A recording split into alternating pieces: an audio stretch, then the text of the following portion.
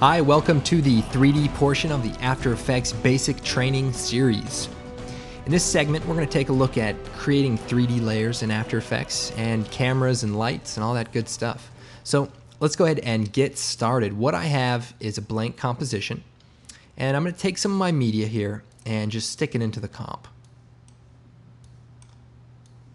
So I'm just dragging it out. Now, I'm going to also trim the composition and just drag the work area in, right click and choose trim comp to work area. So now we just have these 4 layers and they extend to the length of the composition. Now in After Effects, everything is mostly 2-dimensional. So layers are on top of layers, and that's just kind of the way things stack together. But After Effects also has 3D functionality, which means I can turn these layers into 3D. And to do that, we have a 3D layer switch. So we just click it. For each layer we want to be 3D, and the layers are now 3D. But you're saying, okay, I don't see anything different, except if you select a layer, you see a little gizmo that allows you to adjust the layers in 3D space. So for example, I'm going to solo this layer so that we just see this layer. What I can do is drag the red arrow left and right, and that moves it on the x-axis. Green arrow, y-axis, up and down. And then we have the z-axis, which moves it in z space. So you can move it close or far away. Now, you're probably thinking, well, that's the same as just scaling it up. Well, watch this. I'm going to create a new camera. So now this is a 3D camera that comes inside of After Effects, and there's some options here. I'll just leave it at the 50mm preset and choose OK. So now we have a composition camera, and this camera now can see all of the 3D layers. And with a camera in the comp, we can now access this great camera tool. We have the orbit camera tool, track XY camera tool, and the Z camera tool. Now the orbit camera tool allows you to click in the composition and drag around, basically flying around the objects. Now we have the track camera tool, which allows you to move past stuff. I know it looks like I'm moving the layer, but I'm just moving the camera. And we also have the Z camera tool that allows you to kind of push in close to the layers or pull back far away. Now, what can we do with our 3D layers? Well, let's arrange them in 3D space. So I'm going to scale it down. I'm going to scale them all down just a little bit, and just sort of move them around.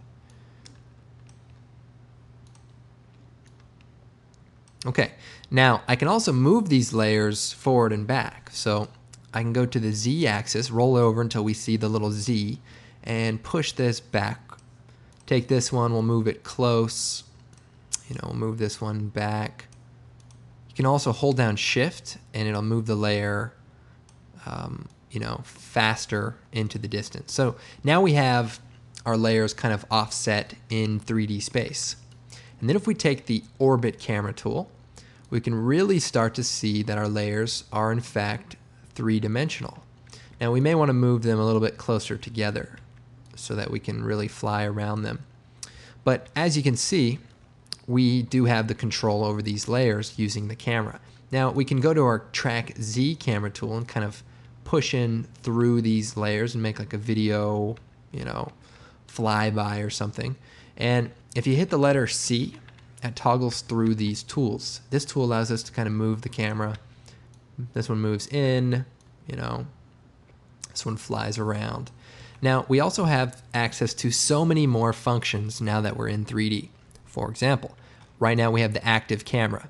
Well, we can also change this to some preset views. For example, we go to the top view and see what these layers look like from above. So you can see we can move these around, maybe make them closer together or offset them, a little bit easier from the top view. You can see now our layers are a little bit closer together, and we can, animate this. For example, if we go to the camera, bring down the transform properties, we can keyframe the position of the camera. Go to the beginning here, set the stopwatch for the position, move forward, and then X, Y, Z. Z meaning forward and back, and we can move the Z to a higher value And then if we play this back with the RAM preview,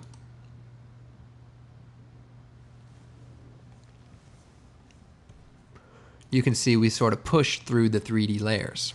We can also add easy ease curves to this keyframe. So if we hit F9, if you remember from the animation segment, this will just make the animation a little bit smoother. Now I'm going to set the resolution to 1/4 so that it renders a bit faster, and I'll just hit preview.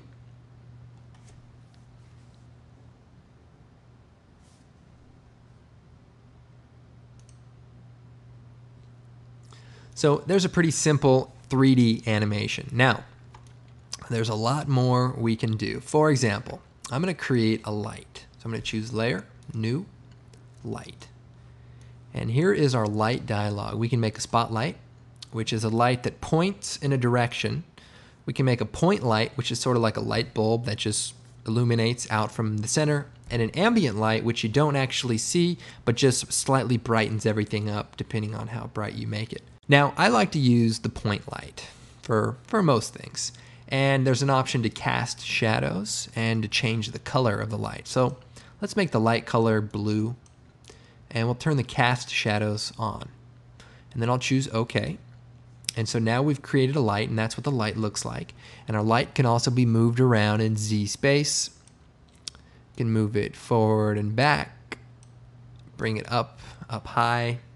And we can also change the light properties by choosing Layer, Light Settings, and go back in and say, well, blue is a little intense, and change it as needed. You can also bring down the light options, and you're going to see you can again change the settings. But what about casting shadows? I turn that on, but nothing is happening. Well, layers also have to be told to either receive shadows or to also cast shadows. To access 3D options for any 3D layer, hit AA twice, the letter A twice, and you bring up the material options. You can also just toggle down, and you'll see it right below the transform option. So we have our material option. So cast shadows is off. Well, what if we want that on? Now, more importantly, what if we want that on for several layers? Well, we can do it for each layer. Turn it on, go to this layer, turn it on, etc. But if we select a bunch of layers, hit AA, turn cast shadows on, it turns them on for all of the layers. So let's put this light into a position to cast shadows. So I'm going to bring it forward, and now you can see a shadow is sort of casting right here. And I'm going to shut these layers off for a second. And then we're going to move this layer around, and we'll push it back closer to our other layer. And then I'm going to move my camera in a bit, and we're going to orbit around so we can see this. So our light is now casting shadows. So this layer is sending shadows to the background layer. Now we can go into our light options. AA actually brings up material options for any 3D layer. And we can turn the diffusion for the shadow up. And if we're tricky enough, you can see that the shadow now is soft. And that's helpful. We can also bring the darkness of the shadow down if we just want it to be a slight shadow. So as you can see, lights and shadows and 3D layers have a lot of different uses. But let's go ahead and delete the light. Go to our camera, reset the camera position, and then go to our two layers and reset their transform position. And reset. And so now everything's back to its default level. And I'm going to scale these layers down a bit. And then I'm going to move one to the right and one sort of to the left. Then I'm going to move one closer to the camera and one further away from the camera.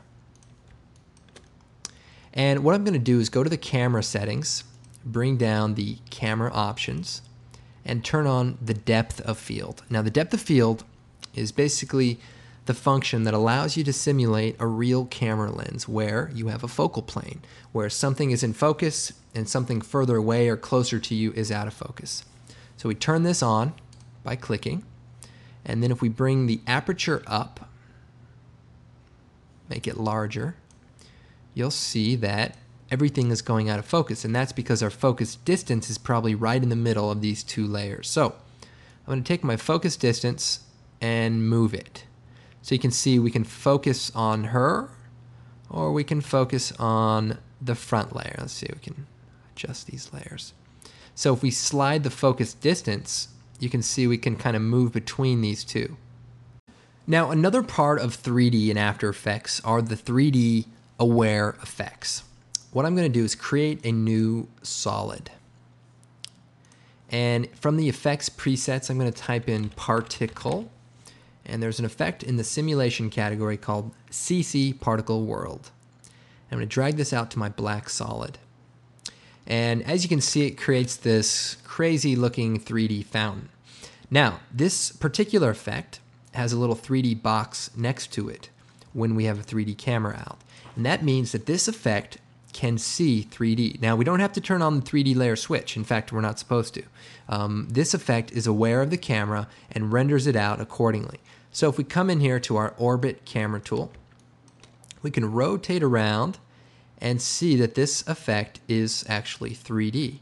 Now you'll notice the layers just don't render in the correct order. And that's simply because After Effects is 2.5D, so it's not quite 3D. It basically works in a way where layers that are on top render on top and layers that are underneath render underneath. So if I were to take this mall video and put it on top, it would then render in the correct order. So you sort of just have to kind of trick After Effects to do what you want it to do if it's not going to do it for you, you know, at the default level.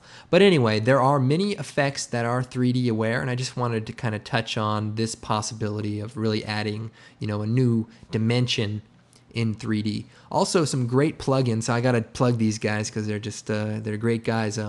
Trapcode.com. They have a plugin called Particular, which is fully 3D and can make some amazing effects. They're also working on a new plugin that should be out by the time you're watching this, but I don't want to say too much about it. Needless to say, check out their plugins. They're really great for After Effects.